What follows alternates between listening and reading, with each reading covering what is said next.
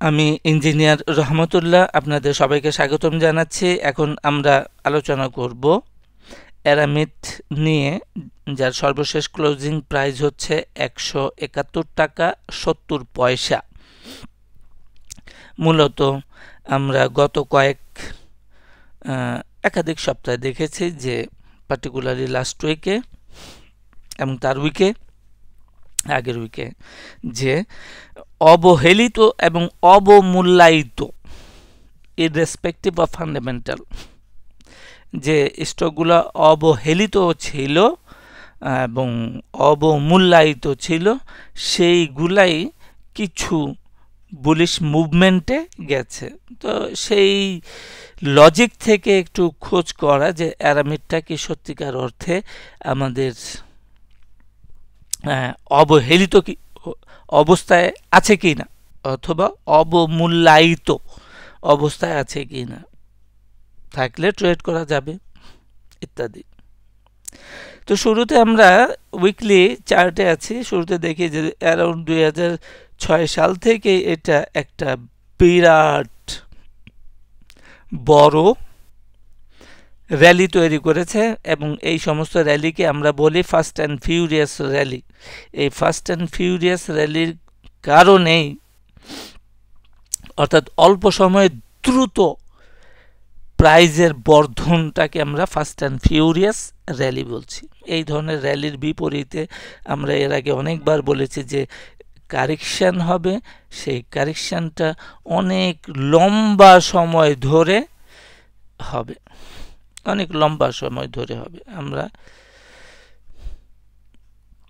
র্যালির বিপরীতে correction time অনেক অনেক অনেক বেশি হবে। ইভেন আমরা একটু লক্ষ্য করলে দেখব যে এই র্যালির বিপরীতে আমাদের কারেকশনের পরিমাণ কিন্তু এখানে দেখা যাচ্ছে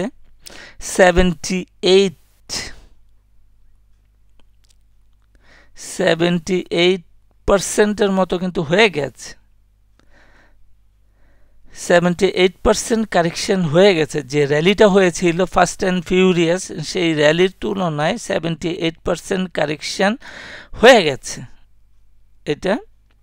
তো এই সমস্ত জায়গাতে কিন্তু সেই সময়ে ডিএসসি এক্স যে ব্রড ইন্ডেক্স ছিল সেই সময়কার, এখানে একটা সিগনিফিক্যান্ট লো তৈরি করেছিল। আমরা বলেছিলাম যে এই র্যালির তুলনায় 2003 সাল থেকে 2010 সালে মার্কেটের যে উত্থান হয়েছিল তার কারেকশন কমপ্লিট হয় নাই।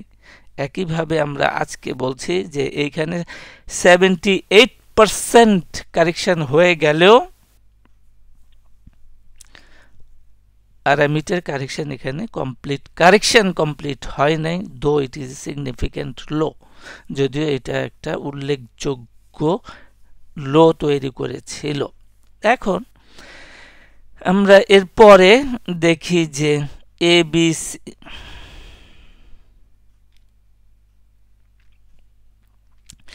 এরপরে সে এ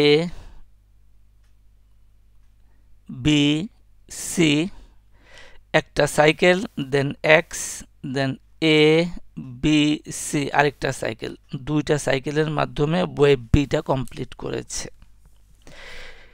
এবং আমাদের এরপর থেকে ওয়েভ সি এর কর্ম চলমান আছে এবং আমরা আশা প্রকাশ করছি যে এখানে একটা লাল রঙের একটা চ্যানেল আছে। এই চ্যানেলের যে বটমটা আছে এইটাই হচ্ছে গিয়ে অ্যারামিড লিমিটেডের জন্য একটা সিগনিফিক্যান্ট সাপোর্ট তৈরি হবে, যেখানে আমরা এখানে অথবা এর কাছাকাছি কোথাও হবে এবং আমরা তখন অ্যারামিড এটা হলো একটা অপরচুনিটি, ডিপেন্ডেবল ট্রেডিং অপরচুনিটি তৈরি হবে এই সাপোর্টের কাছাকাছি যখন অ্যারামিড লিমিটেডের প্রাইস চলে আসে, যে কোনো কারণে হোক আসে, তখন এটা ডিপেন্ডেবল একটা ট্রেডিং অপরচুনিটি পাওয়া যাবে।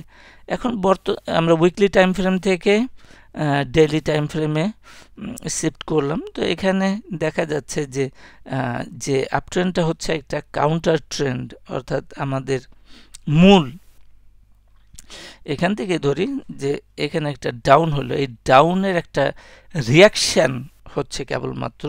এটা একটু এখনো আওয়ারলি টাইম ফ্রেমে আমরা দেখলে দেখব যে এটা আপট্রেন্ড আছে, কিন্তু এই আপট্রেন্ডটাও আরেকটা কাউন্টার ট্রেন্ড এবং খুব বেশি দূরে যাওয়ার এর ক্ষমতা কম। এবং আমরা হায়ার টাইম ফ্রেমে যেখানে দেখলাম যে এর সাপোর্ট, এই সাপোর্টে আসলে পরে একটা আপাতত আমরা অন্তত আরেকটা লোয়ার লো কনফার্ম এখান থেকে মিনিমাম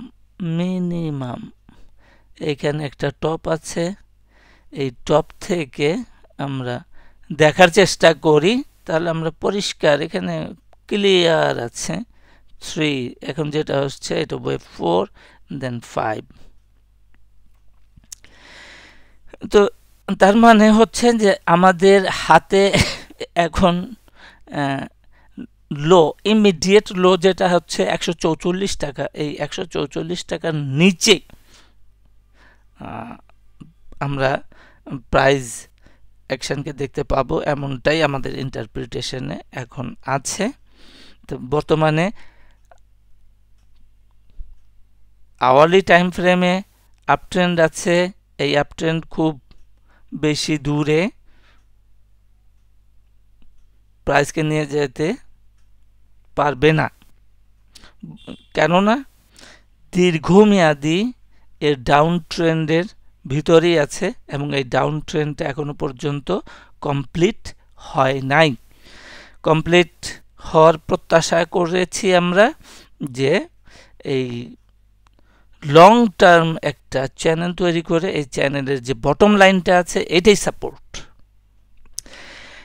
আজকে এই পর্যন্তই, সাথে থাকার জন্য সবাইকে ধন্যবাদ।